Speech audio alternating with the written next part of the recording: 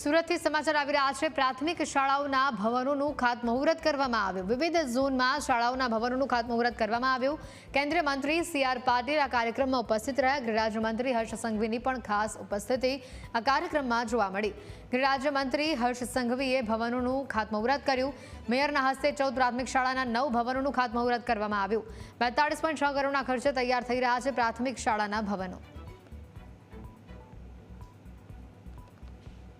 आज सूरत महानगरपालिका में 14 स्कूलों और 9 भवन खातमुहूर्त आदरणीय जलशक्ति मंत्री सी.आर. पाटील साहेबना करकलमोथी करवामां आव्युं छे।